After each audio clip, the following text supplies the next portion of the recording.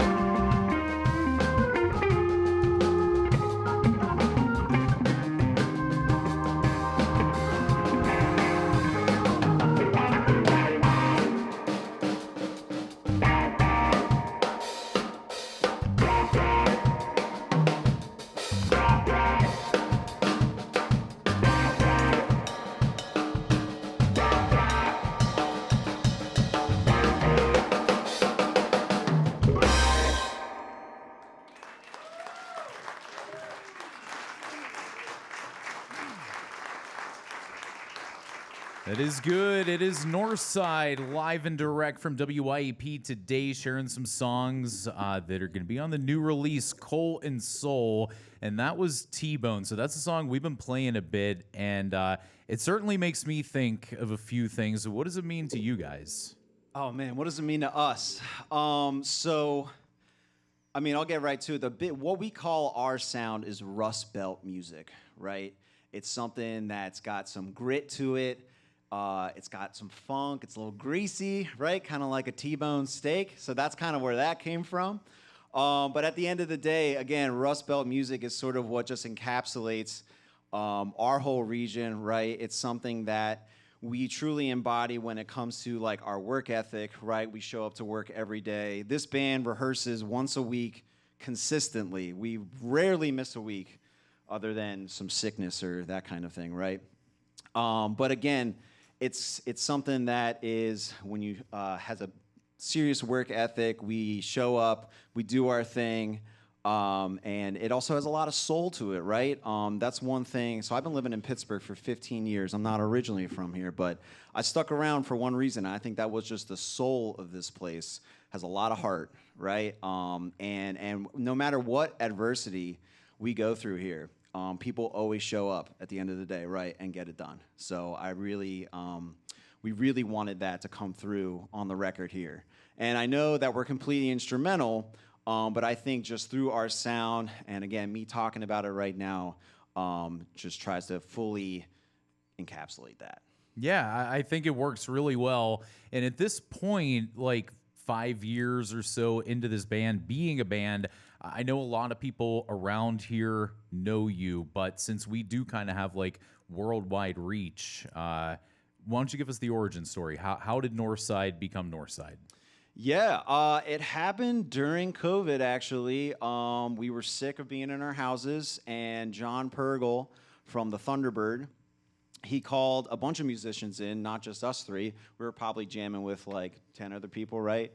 Our buddy Dave Bush, my friend Jason, a bunch of people. So Glenn and Skip were there. I knew Glenn. I didn't really know Skip too well. Afterwards, we just kind of tossed around a bunch of songs, had a good time. Drank a whole fridge full of beer, and afterwards, Glenn kind of took the three of us aside and was just like, "Hey guys, like I've always wanted to be and play in an organ trio. Like, would you be down to just go to Skip's?" And we're like, "Yeah, man. Like, let's go have some sessions at Skip's." So Skip lives up in the North Side, hence the band name. So we just started working up there, and started tossing some names around from a band. Again, we ended up landing on Norside, just like as a Yinzer would say it without the TH.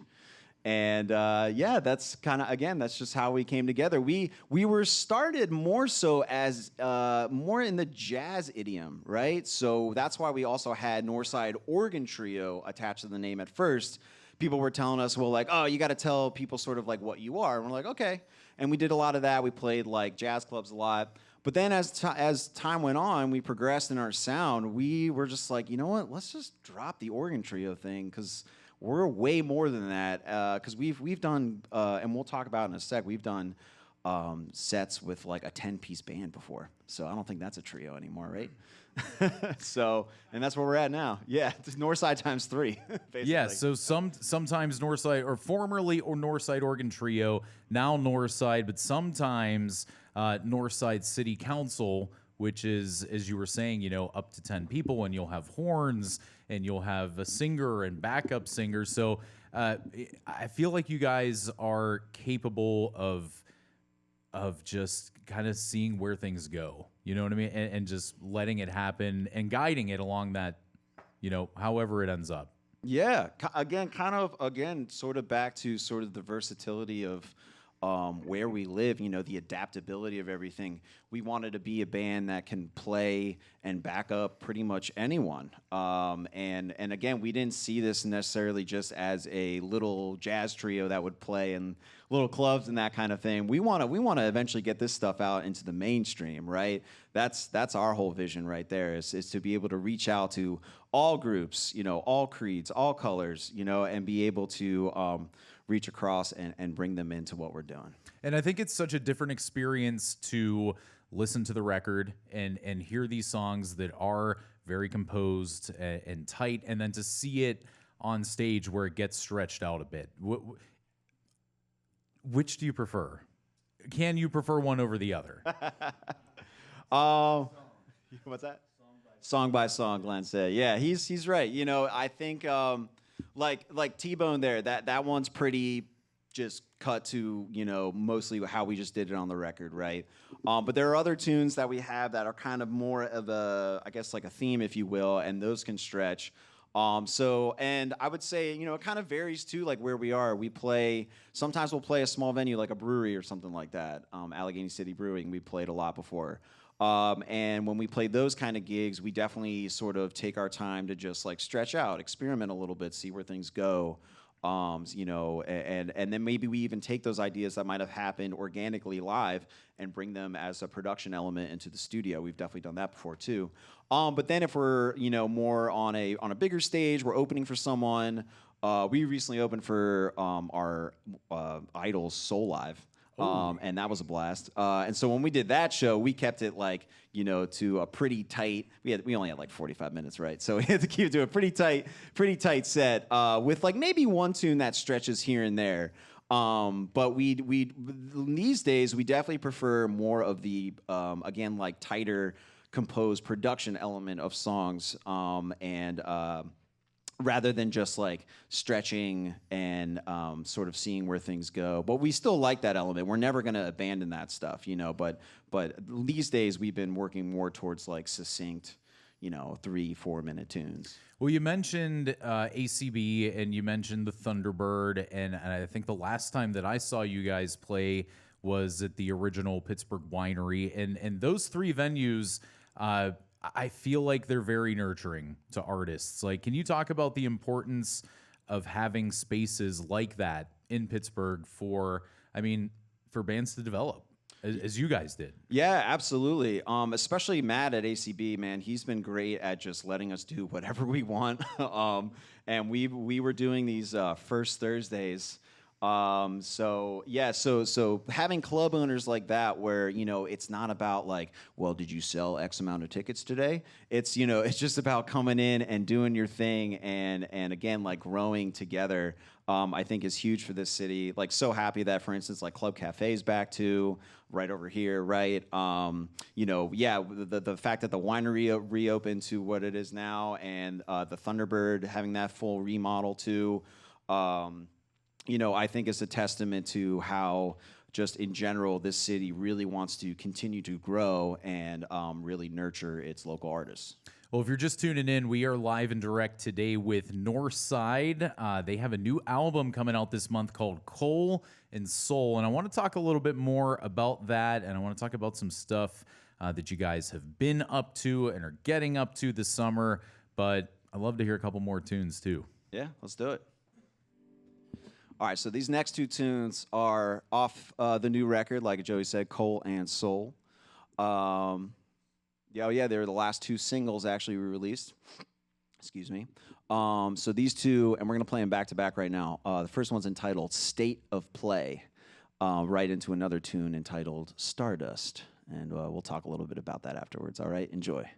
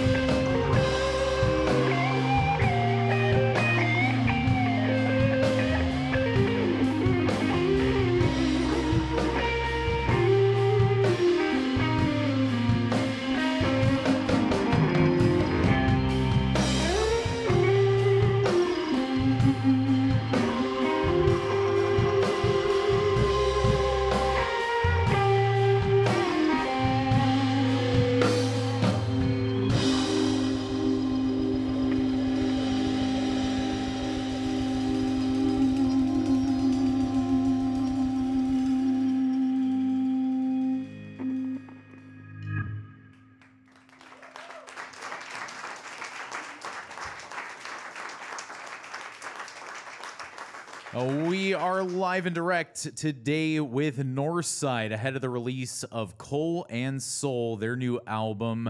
And yes, this is instrumental music, but I feel like there's a lot being said on stage here today. And I see it in the faces in the crowd, and I see it on you guys as well. Like, there is deep communication happening while you're playing. Is that just like... Is it something that you rehearse? Is it just a byproduct of how long you've been doing this and kind of feeling the music and just going with it? Yeah, it's a great question. I would say it's a little bit of both. Again, when we are together every week, we're constantly talking about just how can we make things better? How can we communicate? Again, like what can we do to benefit at the end of the day the song as a whole, right? Rather than the individual's efforts, wherever they may be. And I think also some of that also comes with the shared experience of playing together for about 5 years. We kind of had some instant chemistry right off the bat. Would you agree? Yeah. And especially these guys to my left here, Glenn and Skip. Let's give a round of applause for Glenn and Skip here. Sometimes I feel like I'm just here laying down a foundation for them to take off and do what they need to do. And I really look up to these guys because I'm the youngest one of the band. So they have like an extra 15, maybe even 20 years of experience ahead of me. A lot of times, again, like I'm looking to them to make decisions. It's all a collaborative effort here, right? We're not, I'm just talking. I'm not the band leader. Like it's very much a cohesive effort here, right? I just hop on the mic and I try to just relay what we're all thinking, right? And so again, I think the communication also comes from a deep sense of trust we have between all of us too. That's a big thing. Is the only way you're going to have a successful group, successful relationships is a serious foundation of trust. Well, there's definitely a lot of Pittsburgh music history here on stage. I mean, Steve, you said you moved here 15 years ago, but Glenn, I think people know your work for a long time. You think about the band Jazam, and Skip is in Good Brother Earl. Like, there's a lot of Pittsburgh music history here. But it also goes beyond Pittsburgh, too. And you guys had a really nice experience last year hitting the road with one of your favorite bands, right? New Master Sounds? Yeah. Oh, yeah, man. How did that experience go? Oh, it was honestly surreal at times, I would say. To be able to... We did 5 nights in a row, no stopping, all gas, no brakes there. And we played some venues that, honestly, we didn't even dream of playing. And like the first, especially like as a band that's still kind of in its infancy here, 4 or 5 years doing this thing. So we got to play places like the Brooklyn Bowl, all the way from Vermont. We played Higher Ground in Burlington, Vermont, all the way to Brooklyn at the Brooklyn Bowl, and met some incredible people along the way. And it really shaped sort of how. It just, we got that taste of like, okay, it could be like this. And it'd be great if it was all the time, but we know that that's not the case yet. But I think it really set a precedence as far as just like where we want this to go. We would love to be headlining those rooms at some point. And the New Master Sounds also were just like the most gracious hosts we could ever ask for, nicest dudes. So actually, State of Play, that tune we played up front there, was kind of written in homage to them. It's got that kind of sort of soul jazz flavor, if you will, up top, and then kind of gets funky sort of that meters flair in the middle there. And New Master Sounds is kind of known for that sort of vibe. And State of Play is also something, the name of it, Simon, their drummer, we would be, so we backlined them the entire tour, by the way. So all of our stuff they used, and they were so happy to use it, and we were happy to let them use it. It made it easy for everyone. So we'd be coming into sound check, and Simon would always be there first, while the other guys would like sleep in the hotel or something. And he would come in, and he'd always ask the sound guy. So he'd say, "What's the state of play of the room here?" and he says, "Where are we at?" And so we heard him say that like 10 different times. So we're like, "All right, we got to name a song after that." And now you're label mates, right? Yeah, Color Red out of Denver, the label that also Eddie from the New Master Sounds is president of and I think co-founder. Yeah. Well, actually, again, because of that tour, we were able to basically sign that record deal because one of their A&R guys was there. This guy named John was there at a Vermont show, loved what we were doing, and then we just pitched it to him like, "Hey, we're looking to release a new record. We pretty much have the record almost tied up. Like, are you interested?" And he's like, "Yeah." So There it is. there it is. Yeah, right place, right time.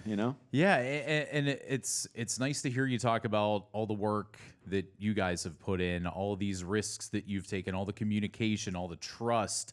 And I often wonder for us on this side of the stage, what in your opinion should we be doing? Could we be doing more of to make things better for you, to make things better for the Pittsburgh music scene, and just, for music fans in general? Like, what should we be doing? I mean, 2 words, just show up.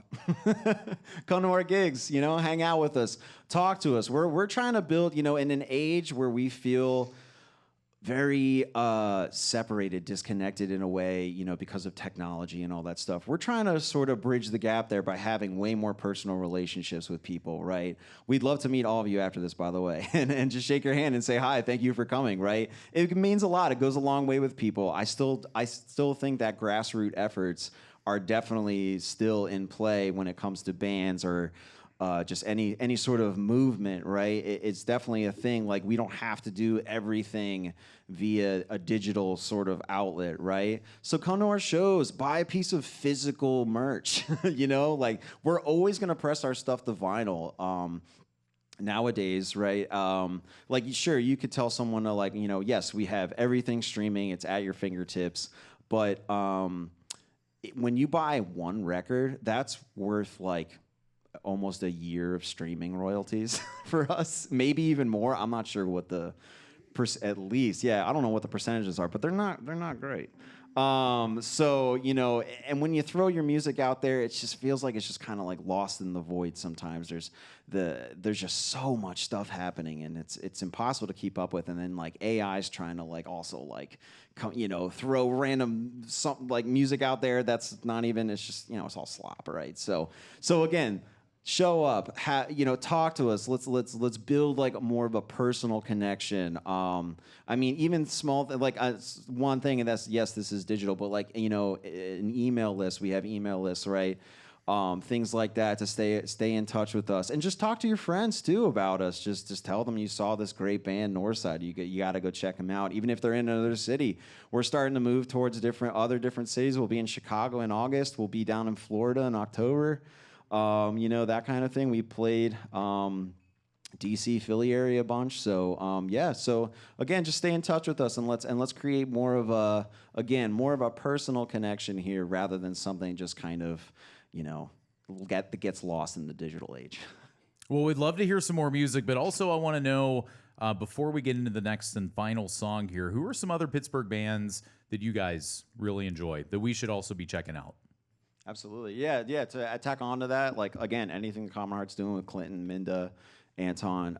I had mentioned Check Your Bucket, if you ever heard of those guys. Our buddies Brian Wolf, who is a Daptone recording artist. If you've heard the new Jalen and Gonda tunes recently, he's been on that. And our friend Abby Gross is fantastic. My buddy Jeff Taylor, who recently moved from New York, has been doing some great things. Our buddy Randy Bauman from WDVE put out a record not too long ago that's pretty killing. Oh, Addie Twig, Cisco Kid. Yeah, absolutely. We've had Addie sing with us a bunch in the past. Mm-hmm. She's incredible. The BGVs.